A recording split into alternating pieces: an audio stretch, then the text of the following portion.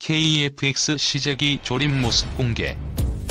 국내 독자 기술로 개발되는 한국형 전투기 시제기가 조립 단계를 거쳐 내년 상반기에 처음으로 공개될 전망이다. 3일 방위사업청에 따르면 한국항공우주산업은 KF-X 시제기 최종 조립에 돌입했다. 이로써 2015년 12월 개발을 시작한 KF-X는 5년여 만에 조립 단계에 접어들게 됐다. 최종 조립 단계에서는 전방동체, 주날개 및 중앙동체, 후방동체, 레이더 장비 등 기체의 각 주요 구성품을 결합하게 된다. KF-X 시제 1호기는 내년 상반기에 일반에 공개될 예정이다. 이후 5년간의 지상시험 및 비행시험 과정을 거쳐 2026년까지 개발을 완료한다는 구상이다.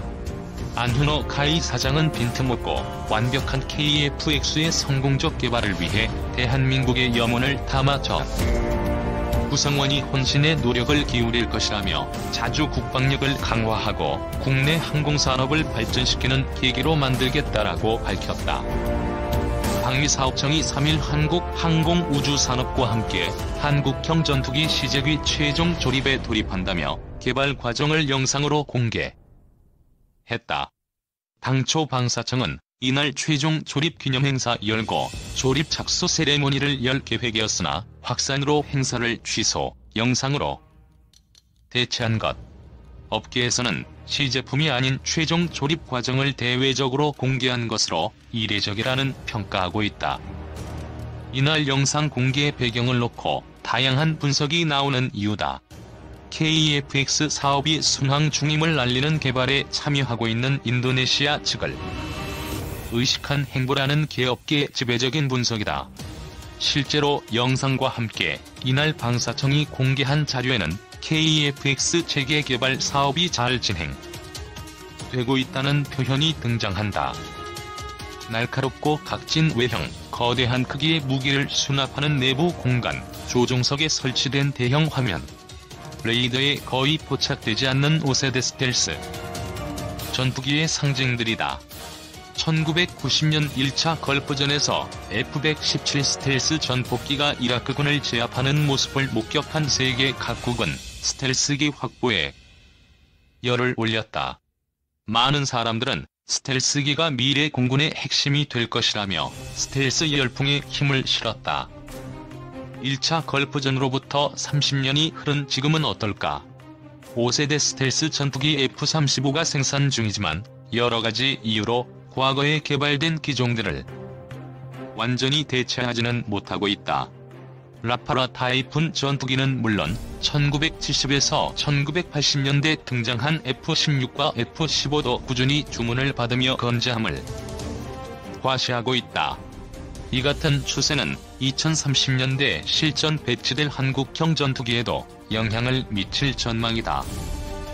한국형 전투기 사업의 핵심인 AESA 레이더의 개발이 순조롭게 진행되고 있으며 방위사업청이 지난 5월 말에 한국형 WJS-2기에 탑재되는 AESA 레이더의 상세 설계 검토 회의를 실시해 군 요구 조건이 설계에 모두 반영되고 시제품 단계로 진행이 가능하다는 것을 확인했다.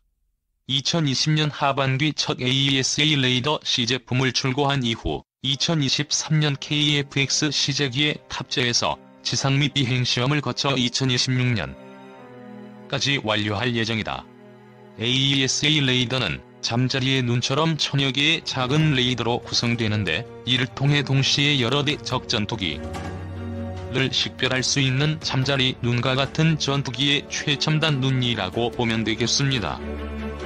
KF-X AESA 레이더 탐지거리 다기능 위상 배열 레이더라고 불리는 AESA 레이더는 기존 레이더와 달리 잠자리 혼눈처럼 여러 개의 목표물을 한꺼번에 추적 감시하는 기능을 가진 레이더입니다.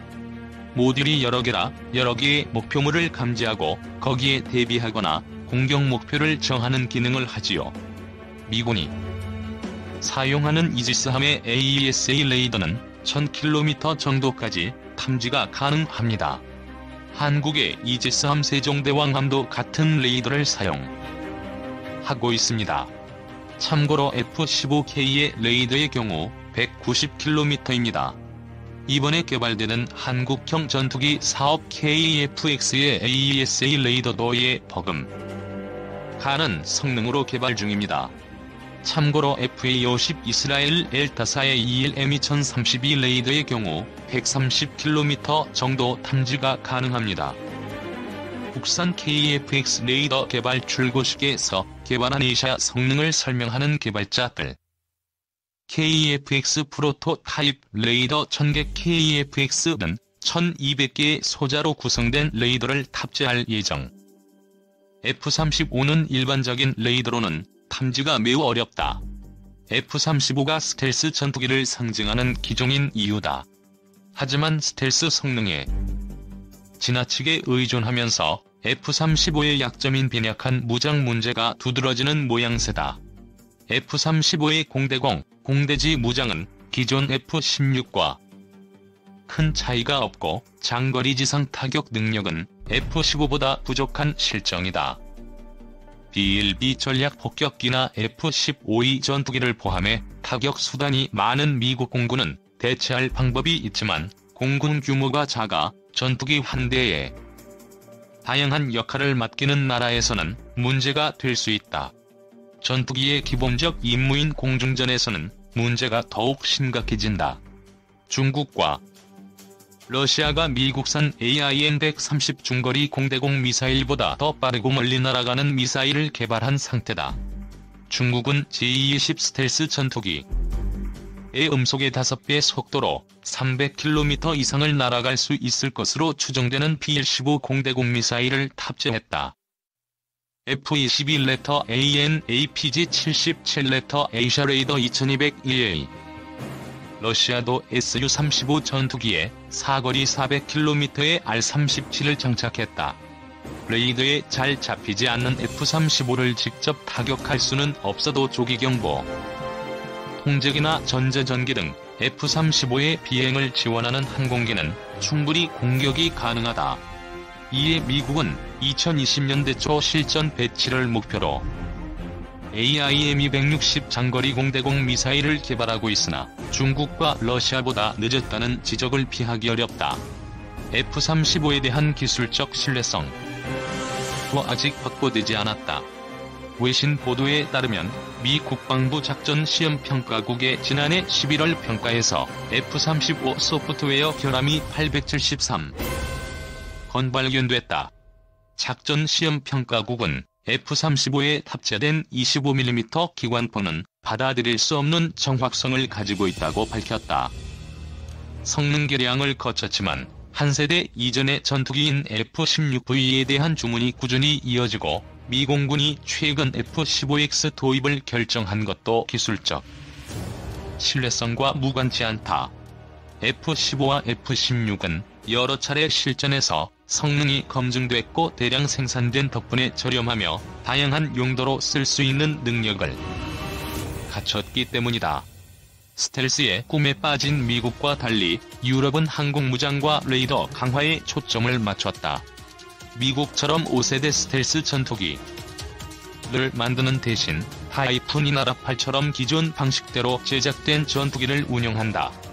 대신 2030년대 이후를 염두에 두고 인공지능 기능 등이 포함된 6세대 전투기를 개발 중이다.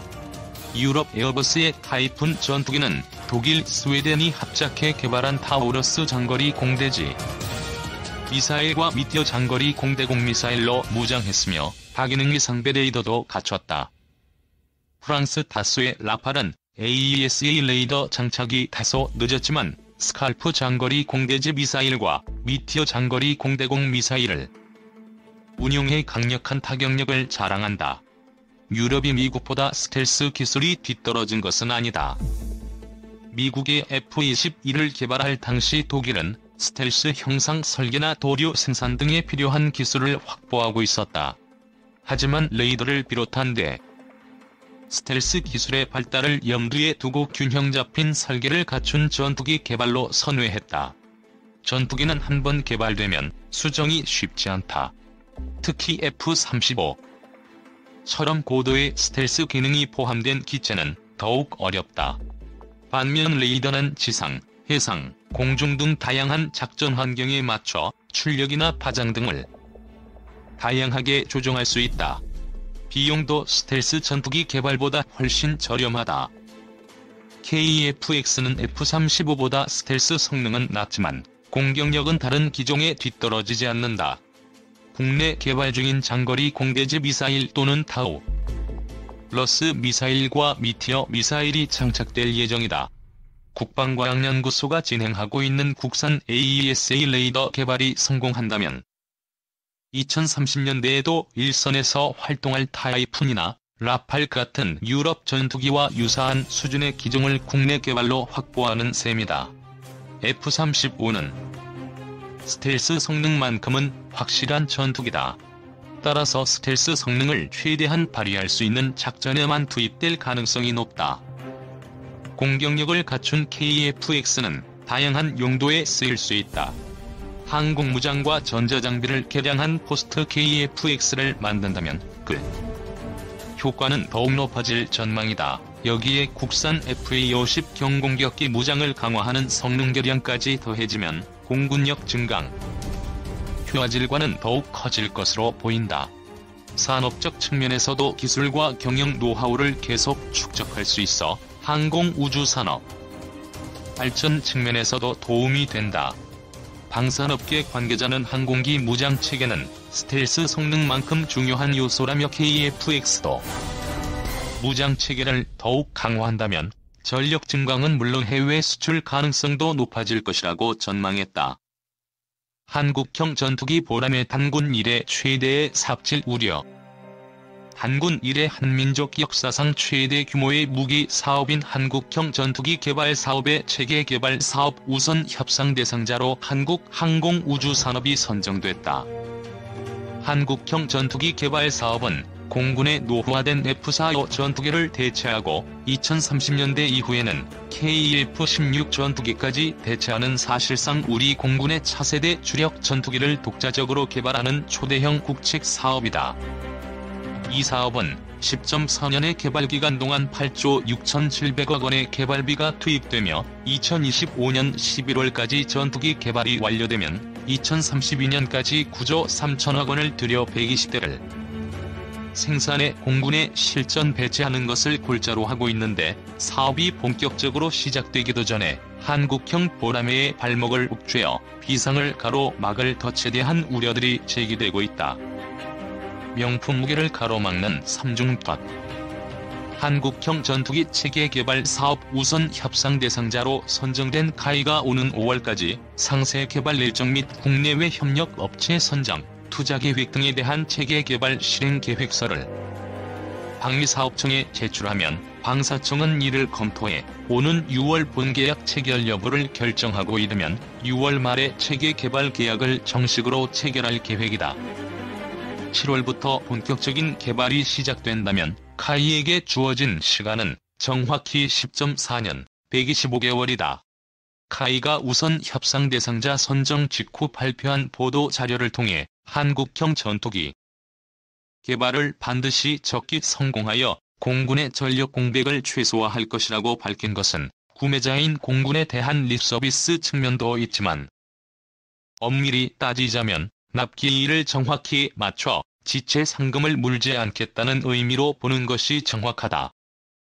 지체 상금이란 국가를 당사자로 하는 계약에 관한 법률 제16조 1항에 따라 정당한 이유 없이 계약의 이행을 지체한 계약자에 부과되는 일종의 벌금이다.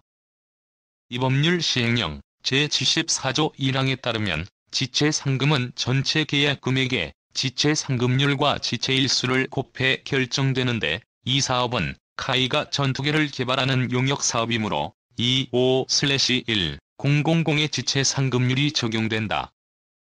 즉, 납기일인 2025년 11월 30일에서 하루 늦을 때마다 지체 상금으로 216억 7,500만 원을 물어내야 한다는 이야기다. 이 지체 상금 제도는 개발비 횡령이나 배임 등 방산 비리와 더불어 명품 무기를 개발하겠다고 시작된 무기 국산화 사업 결과를 불량 무기로 귀결시킨 1등 공신 가운데 하나이다. 표적 사례로 K-11 복합 소총이나 백상어 어뢰, 홍상어 대잠 로켓, K-21 보병 전투 장갑차 등이 그것이다. 사전에 계약된 기한 내에 개발을 완료하지 못하면 벌금을 부과한다는 지체상금 제도는 방위사업청의 최저가 낙찰제. 일부 정치인들과 결탁한 방산업체, 연구기관의 국산 무기 만능주의와 함께 국산 명품 무기의 등장을 막는 삼중더치로 기능하고 있다.